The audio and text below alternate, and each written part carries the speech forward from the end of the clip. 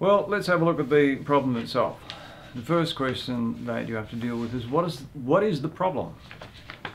It sounds stupid because you think, well, somebody's already told you. Oh yeah, that's true. However, without a clear understanding of the actual problem, any investigation is likely to be ineffective. Now, let's distinguish between the presenting problem and the actual problem. The presenting problem is what it looks like, okay? The actual problem is what's underneath that, what is actually causing what you're looking at, because what you're looking at is likely to be the symptoms. And if you try and solve the problem based on the symptoms, you're unlikely to succeed. How can you tell whether you're dealing with the symptoms or the actual problem? Well, if it's been several attempts to treat similar symptoms, or several attempts to solve the problem, you're probably dealing with the symptoms, and there's probably an underlying cause that nobody's actually found what that cause is and investigated that cause. So that is the first thing to have a look at, is are you dealing with the symptom or the problems? There are some fairly established techniques for overcoming this tendency to look at the surface, the presenting problem, and a lot of them have come from quality management, where there's quite a level of interest in discovering what the actual problem is. We can start with the first technique, is the 5 whys. That is, you ask why. Why did this happen? And try to discover why that happened. You find the causes of that, and you then ask again, why are those causes there? And you do that, and experience says you tend to have to ask why about 5 times before you get down to the actual problem. Whether you can deal with the actual problem or not is another matter, but 5 whys works reasonably well. Lacking that, there is another technique called failure modes effects analysis. This is a fairly established technique that simply tries to list off in several dimensions the attributes of the problems, or the potential contributors to the problem, what affects the problem itself. And there's the very well used and very familiar root cause analysis, where you start with the presenting problem and try to go back in a fairly unconstrained manner, if you wish. Whereas 5 whys and failure mode effect analysis do give you some structure and guidance about what you should look at. Now, in any of these investigations, particularly any research, you really have to present the big picture before going down to the small picture. We want to know what the overall problem is. I mean, is the overall problem is that things are costing too much? Or that we're not achieving the right quality, or there's too many delays, or we just don't know something. What's the big picture? And usually the big picture, so far as industry is concerned, usually concerns things like productivity, quality, or some basic knowledge that we just simply don't know something. Little picture is when we have a look at things like productivity, there are so many contributions to productivity, so many things that affect productivity, that trying to investigate productivity itself is too big a problem, and we have to narrow it down to something that we can investigate. So we might narrow it down to say, well, productivity is being affected by the length of time it's taken to do builds each day. Okay, now we can deal with that as a specific problem. Or possibly you might have to investigate that itself and break that down to what contributes to the time for the overall build each day, or something like that. But anyway, you should narrow down to a manageable, investigatable problem, and that's the little picture.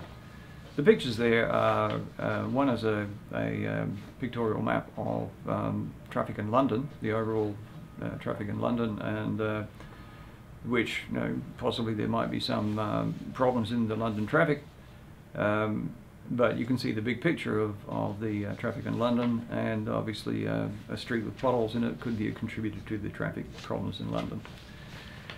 Now, every investigation has to answer the questions, or answer 2 questions. The first is, so what? If you investigate something and you find potentially, before you even start, consider, what are you likely to produce? What is the value of what you're likely to produce? And then you get the question, well, so what? There's an awful lot of research done where the answer is, oh, we might make an improvement of 0.005%. Yeah? Well, big deal. What's the deal about that? Now, if that's your potential payoff, go find another problem. So the world is actually full of solutions that make very, very little difference to anything, particularly compared to the investigation cost. And the investigation cost, at the minimum, is your time. Work that out. I was doing some mental arithmetic there before. A PhD investigates a problem with reasonable rigor. A PhD takes 3 years, even at fairly minimal living wage, call that $40,000. That's $120,000 minimum. What are the likely benefits? So you get your answer. What are the benefits likely to be? Who is it going to benefit? And are the benefits going to outweigh the costs? The next question is one that kills a lot of investigations, is who cares? Okay? You produce a solution, nobody cares. So which group or stakeholder is going to be concerned about this? Who is going to be affected by this? You produce this wonderful thing, and there ought to be a market for it. It ought to be a bestseller. Now, one example I thought was done extremely well was the case of a student who was investigating technology refresh. Now, this was a case of an organization who had not upgraded their Windows operating system for some years, and they were still on Windows XP, and were having to upgrade because support for Windows XP was being withdrawn. Now, that brought on the question of how much should be spent on technology refresh each year? How do we account for the cost of technology refresh? And that was what she was investigating. So the overall problem is that software doesn't wear out so much like other physical devices.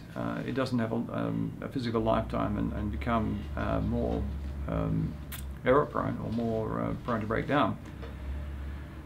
But the world surrounding the software does change as components change, libraries change, and the internet changes, and applications they might have to interface to do change. And so there's this shifting world, and it becomes harder and harder to keep that thing going with all these different changes around it. So the world changes, and the software, each software system really does need to keep pace to a greater or lesser degree. Now, organizations don't really want to spend money. They don't want unnecessary expense, but they also don't want unnecessary failure. Now, updating major software system, particularly in a very sizable organization, you are talking about tens of thousands of PCs that do need to be upgraded, and you can't do that overnight. There's going to be a rollout, people are going to be disrupted, and there has to be some payback for that. However, not updating the software also incurs a cost, because gradually it will produce errors as it does not interface to something, or there's some kind of compatibility problem that has to be dealt with. So the question came down to, what should the budget be for technology refresh?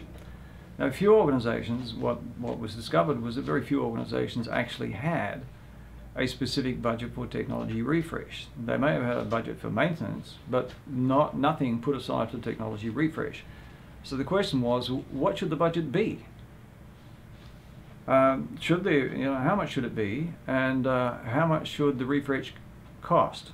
The cost and the budget may not match up, but that was a pretty good place to start. So I thought that was a very good assignment that was done, and a very good problem to investigate, and very well expressed.